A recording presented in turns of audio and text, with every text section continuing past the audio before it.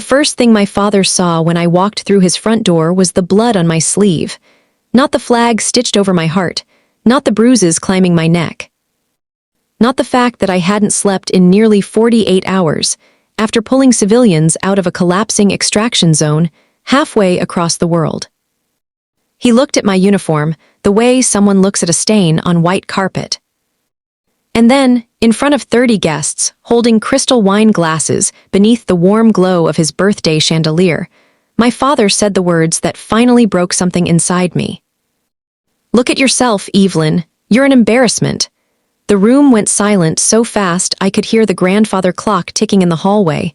Nobody at that party knew where I had been. Nobody knew that 20 hours earlier I was kneeling in desert sand, trying to stop a 19-year-old medic from bleeding out, while bullets cracked over our heads. Nobody knew I had carried a little girl through fire. Nobody knew I could still hear her screaming every time I blinked, but my father looked at me standing in that doorway, and all he saw was shame. Some stupid part of me still wanted what I had wanted since I was 12 years old. I wanted my father to look at me like I mattered. My name is Evelyn Carter. I'm 40 years old and a major in the United States Army. My left arm throbbed beneath a field dressing hidden under my sleeve. Exhaustion sat behind my eyes like hot iron. Our transport had landed at Andrews less than 2 hours earlier. I could have gone straight back to base, showered, slept for a week. Instead, I drove through pouring rain to my father's 71st birthday because some part of me still believed maybe tonight would be different. Maybe age had softened him. Maybe surviving another mission had made me sentimental. Or maybe I was just tired enough to forget who my father really was. Charles Carter stood beside the dining room table in a navy blazer, a crystal tumbler in one hand. Even at 71, he carried himself like the CEO he used to be. Perfect posture, perfect smile. "For everyone except me, you couldn't even bother changing first?" he asked. My sister Amanda rushed toward me before the silence got worse. She hugged me carefully, her smile trembling. "You made it." "Barely," I said softly. She pulled back and lowered her voice. "Dad's been drinking." "That's not new." Across the room, my older brother Daniel pretended to study his bourbon instead of looking at me. That was Daniel's specialty, avoiding discomfort. He wore a suit worth more than my monthly mortgage payment, and carried the polished confidence of a corporate attorney who had never failed at anything in his life. My father lifted his glass toward me slightly. "You look like you slept in a ditch." A few nervous laughs flickered around the room. "I've been working," I said. One of his golf partners asked casually, "Still doing all that tactical stuff?" Like I spent my weekends at a paintball field. Then my father exhaled sharply. "Honestly, Evelyn, you're 40 years old. Most women your age have families, stability, a normal life." Normal life? I thought about Marcus dying in the sand 2 nights earlier. I thought about the little boy who clung to my vest crying for his mother, while smoke rolled through the compound. I thought about the terrified aid workers we dragged onto the helicopter while mortar fire shook the ground beneath us. Then his eyes narrowed. "And is that blood?" The room froze. I glanced down at the dark stain near my cuff. "It's not mine," I said quietly. I should never have said that. Several guests visibly stiffened. My father looked disgusted. "Jesus, Evelyn. You walk into my house looking like this and expect people not to react?" Something inside me started shutting down the same way it always had around him. Cold compartmentalization. Don't react. Don't give him the satisfaction. Stay composed. Funny thing was that training probably made me a better officer. "You know what your problem is," he continued. "You mistake recklessness for purpose. You disappear for months, come back looking half dead, and expect admiration." Admiration. I almost laughed. I hadn't slept in 2 days. My shoulder burned where shrapnel had torn through muscle. My head still rang from helicopter rotors and gunfire. And somehow standing in my father's dining room hurt worse than any of it, because enemy fire never pretended to love you first. "No," I said softly, "but you clearly want attention." That one landed, not because it was true, because part of me had spent my entire life terrified it might be. My father sighed dramatically and straightened his jacket. At least go clean yourself up before dinner. You're upsetting people. I nodded once and turned toward the hallway. That was when my phone vibrated. Restricted number. Something in my gut tightened immediately.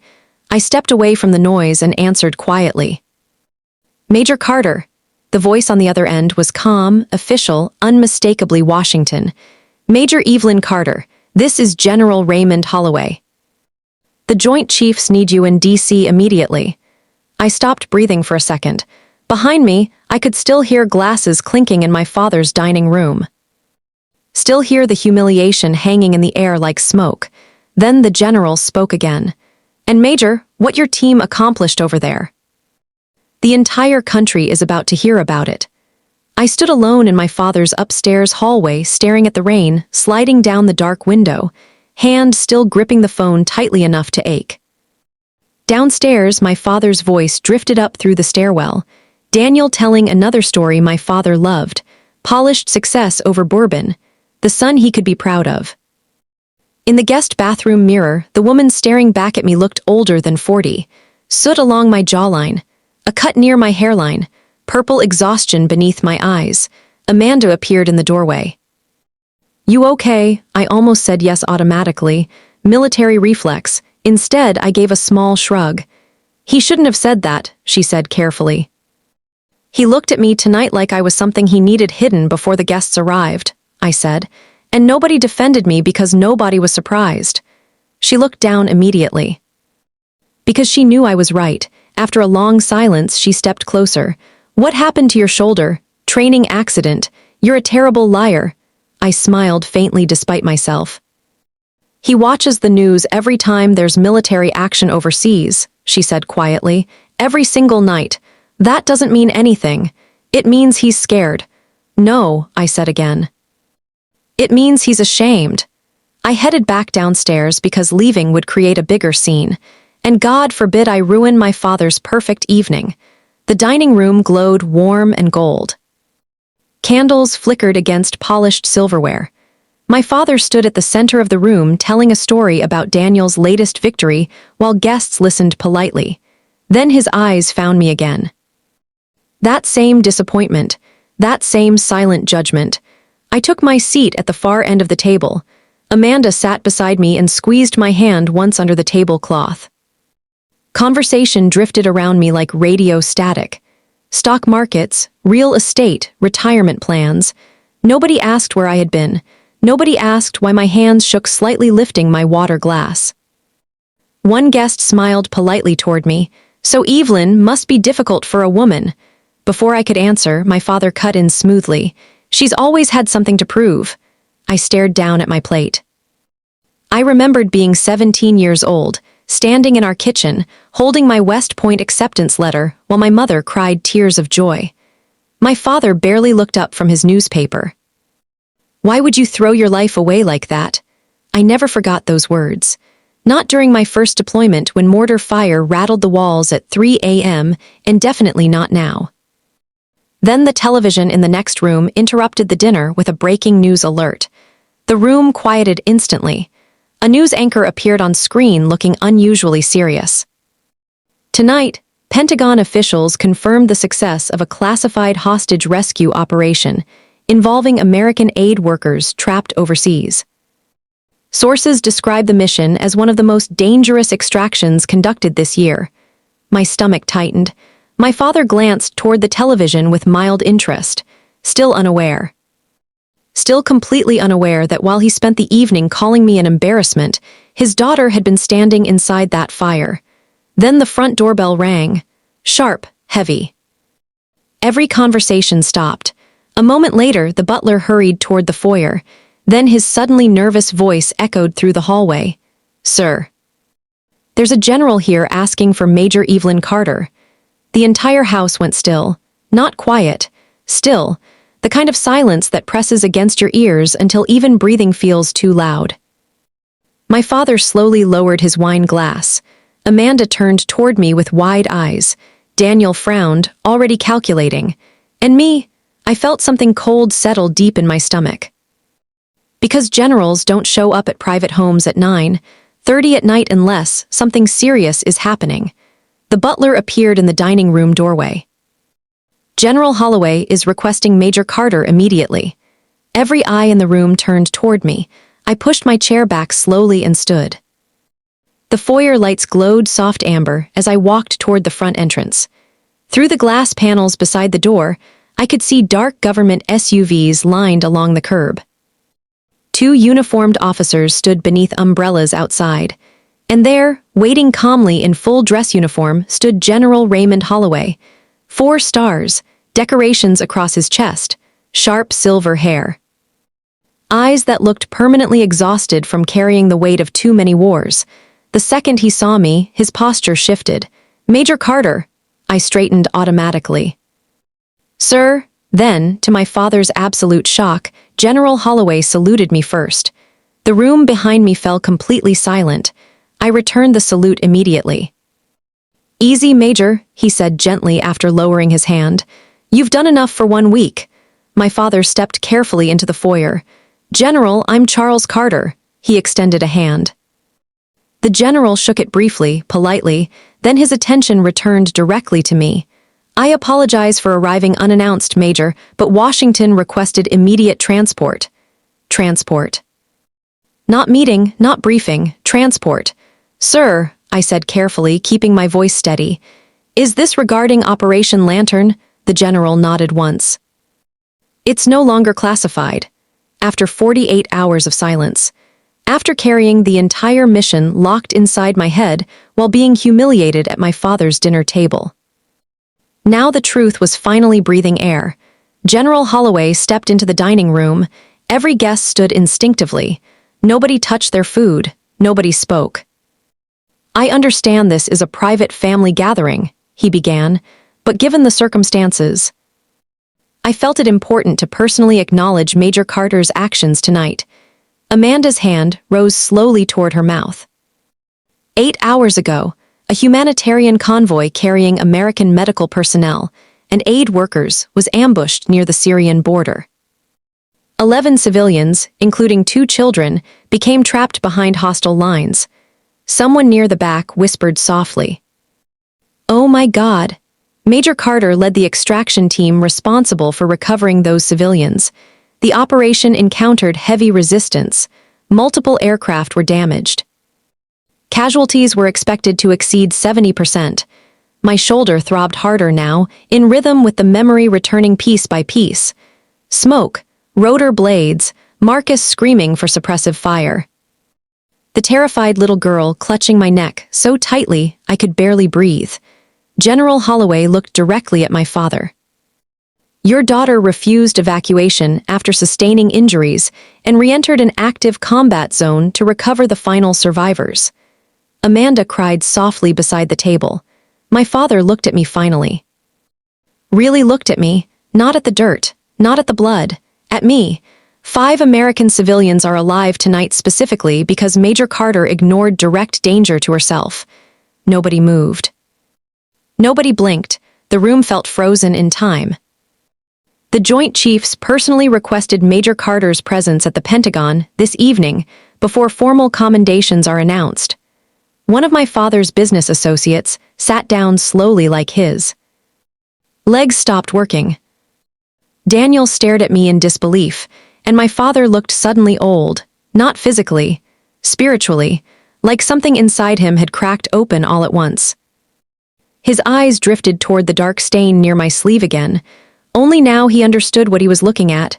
Not mess, not recklessness, cost. General Holloway softened his tone slightly. "I've commanded soldiers for 32 years, Mr. Carter. Most people spend their lives hoping they'll be brave when the moment comes." He glanced toward me briefly. "Your daughter already proved she is." That almost broke me more than the insult earlier. Because strangers had spent my entire adult life seeing value in me more clearly than my own father ever could. Then Holloway said quietly, "I'm sorry about Sergeant Green." The room blurred for half a second. "Thank you, sir." Nobody downstairs understood the meaning of that sentence except me. Sergeant Marcus Green, dead at 27, a man who carried pictures of his twin daughters folded inside his vest pocket. a man who died buying us 30 extra seconds near the helicopter. 30 seconds that saved 11 civilians. And while his body cooled inside a transport aircraft, I was standing in my father's dining room being called an embarrassment. Something twisted violently inside my chest.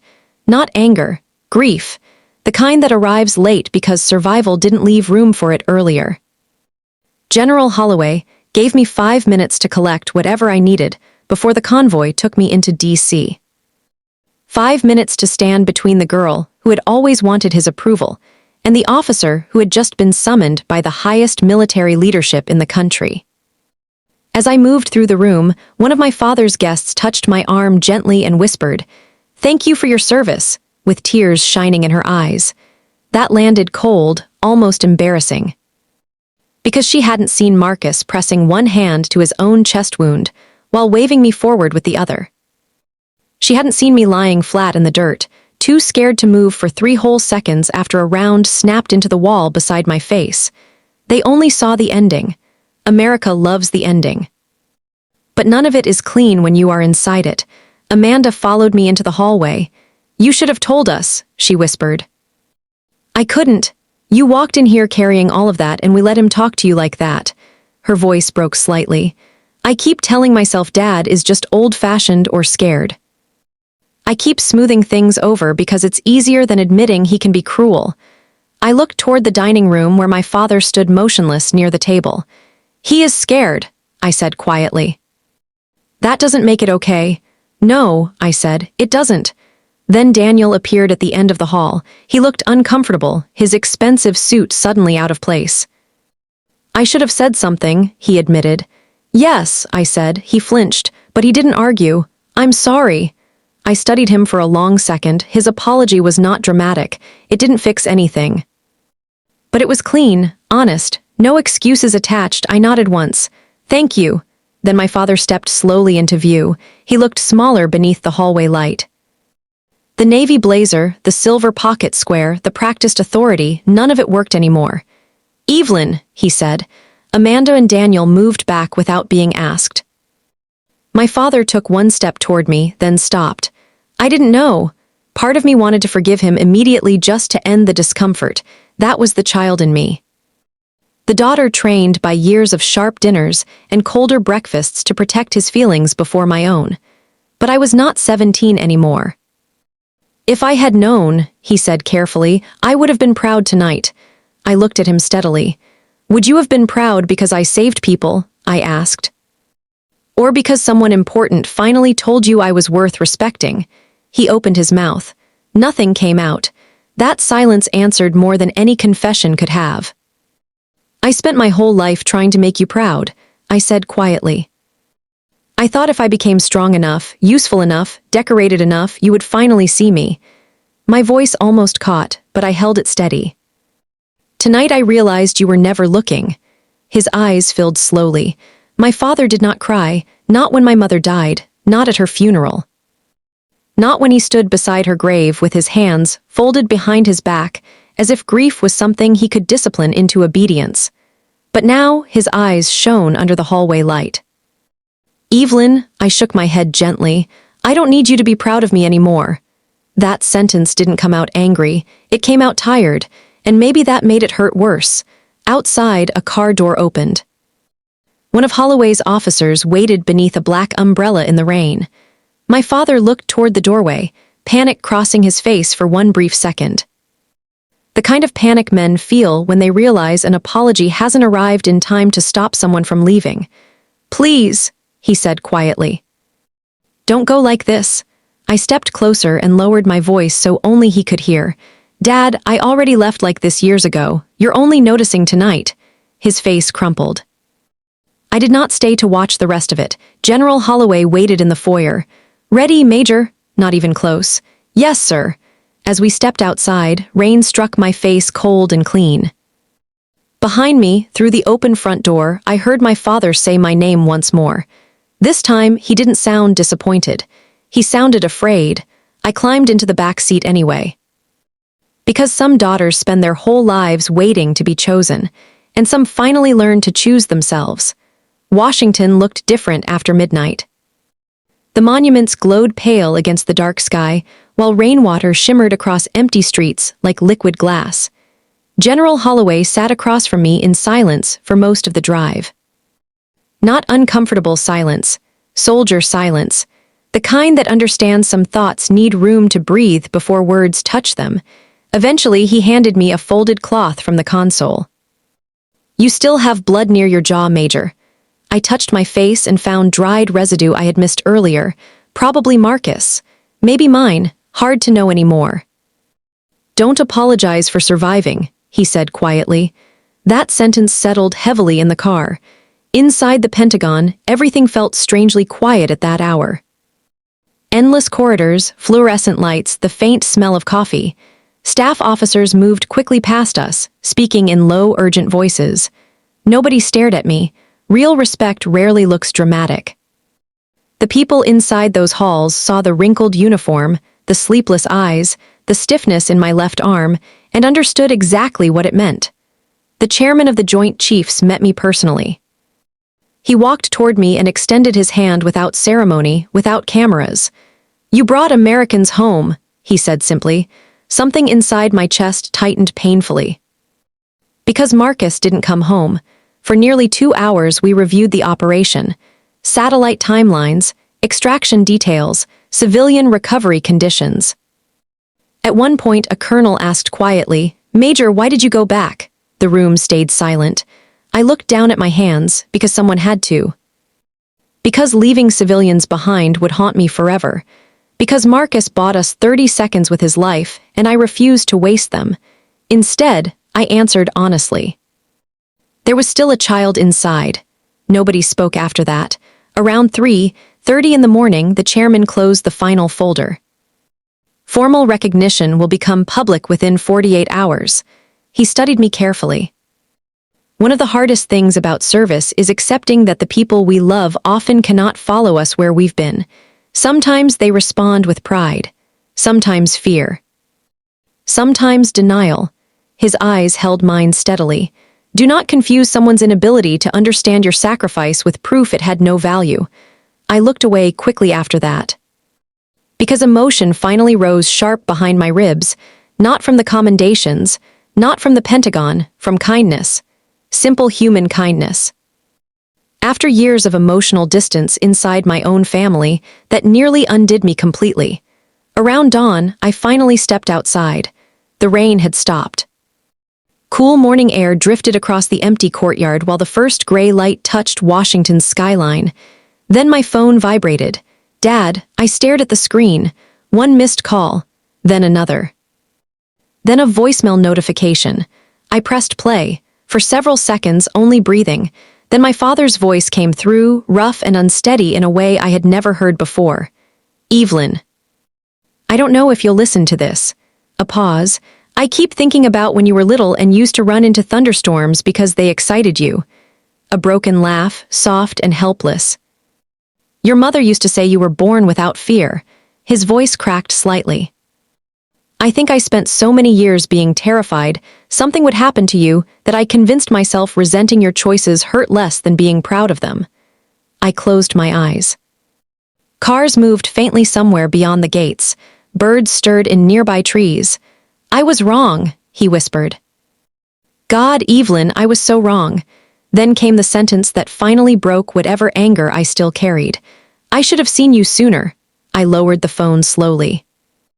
The sunrise spread gold across the horizon, beyond the Pentagon walls.